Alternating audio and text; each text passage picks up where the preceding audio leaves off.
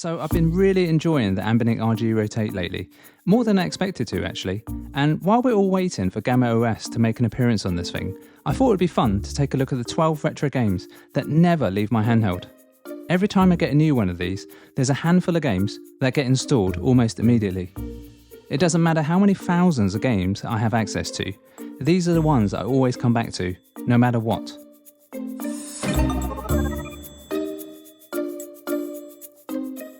Now before we jump in, a massive thank you to Mech DIY for sending over the Anbernic RG Rotate in this beautiful silver, full aluminium colourway, which I'll be using for all the gameplay in today's video. This thing is still addictive to use. As soon as I got this one in actually, I let the black one go. This one just feels more complete, having both an aluminium front and rear shell.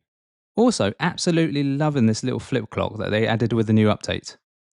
If you want to pick one up for yourself, link is in the description, with a cheeky little discount code for you to bring the price down.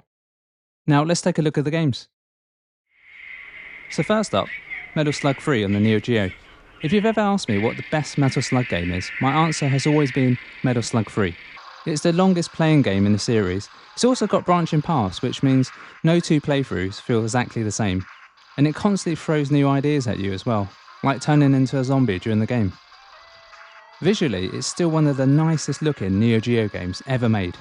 Every level is packed with little animations and tiny details, and you can tell the developers poured so much passion into it. It doesn't matter how many times I've played this game throughout the years, it's still super fun every time. Now Dragon's Fury is probably a slightly controversial pick here because I know most people will tell you to play Devil's Crush on the PC Engine instead, and they're probably right, but this is the version I grew up with. We never officially got the PC Engine here in the UK, so the Mega Drive version was the one I owned, and it's the one that's permanently wired into my brain. And I've always preferred the soundtrack on the Mega Drive version. It just sounds punchier to me.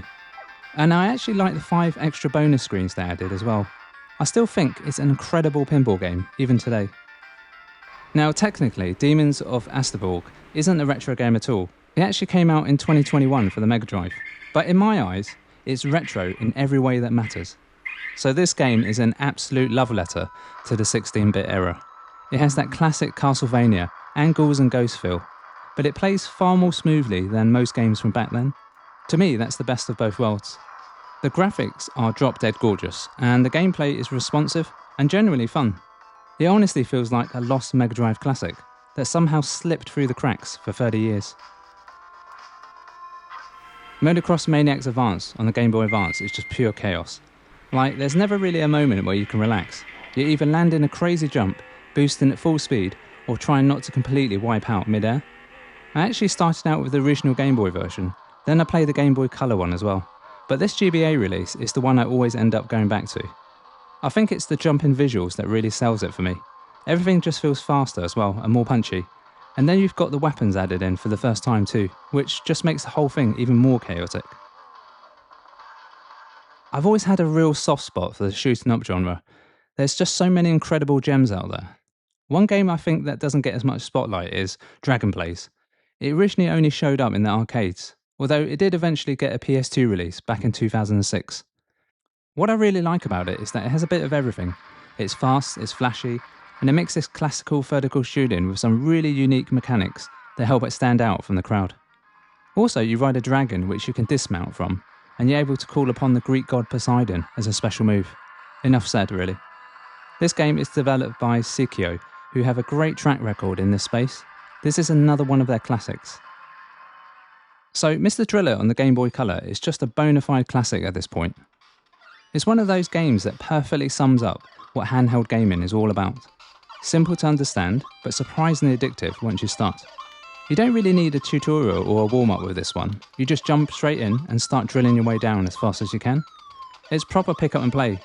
Now, I've got a lot of nostalgia for the GBA version, but the Game Boy Color release actually fits the screen dimensions of the RG Rotate really well, which is something I always appreciate when I come back to it. Now, Combo Pool on the Pico 8 is probably the most relaxing game on this list. It's just a simple concept. It has that snooker or pool type of mechanics. You shoot balls at other balls that are the same colour, and then the colour switches up. But it's just one of those games that's almost impossible to put down once you get into it. For me, it's definitely up there with Tetris and Mr. Driller as one of those highly addictive pick up and play type of games.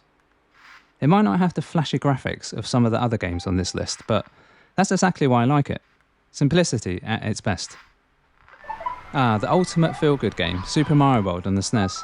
I spent so many hours with this game growing up, even though I never actually owned a SNES myself. I was a Mega Drive kid, so this was always one I played at a friend's house and disappeared for the entire afternoon, until you eventually get politely told it's time to head home by the parents. And honestly, I never get bored of this game. Even today, I still think it's the perfect 2D Mario game. Everything about it just feels right. Oh, and the music is just so on point and addictive that even decades later, I still catch myself humming it.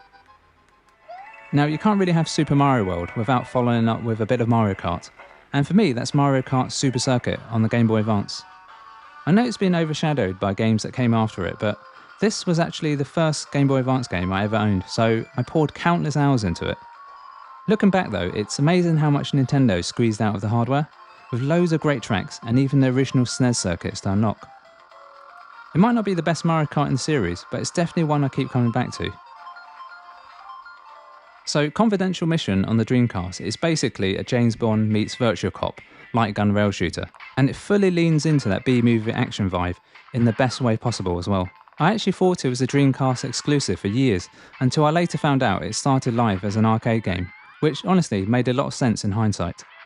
It might not be the most technically impressive rail shooter out there, but it's definitely one of the most fun. The cheesy acting, over-the-top missions, and constant action make it a game I always end up enjoying more than I expect to. When it comes to fighting games, Street Fighter 2 probably had the bigger impact on me growing up, but Marvel vs. Capcom 2 is the one I always come back to. It's just pure fun, huge roster, fast-paced tag battles, over-the-top special moves. I mean, it never gets old. The Dreamcast version is about as close to arcade perfection as you could get. And while I could easily just emulate the arcade version with all 28 characters already unlocked, there's something about hearing that iconic Dreamcast jingle before the game starts. Even the pause function came in clutch back in the day for the occasional toilet break mid-session. Even all these years later, I still think it's one of the best fighting games ever made. And we end this list with what is probably one of the most iconic games of all time, Tetris on the Game Boy. It's probably one of the games I put the most hours into overall in my life. I played the crap out of this game when I had it. It was also the first handheld game I ever owned, which is probably why it still holds a special place in my heart. These days, if I want to play Tetris, I usually fire up the indie GBA version of Tetris instead, which is brilliant by the way. Great soundtrack, smooth gameplay, and really clean visuals. But even so, I still find myself going back to the original Game Boy version every now and again, just for the charm and nostalgia. And honestly, Tetris isn't just iconic for the Game Boy. It's one of those games that's iconic for all gaming, full stop. So there you have it, 12 essential games I have to have on any handheld. I think there's a good variation there as well. And it surprises me still that the games I play the most are the ones that came out decades ago. Not sure if any of these make your list, but do let me know in the comments what your essential games are, the ones you absolutely must have on any handheld. Anyway, if you've been watching, thank you very much, and consider subscribing if you haven't. We'd love to have you on board. Happy gaming folks, and I will see you in the next one.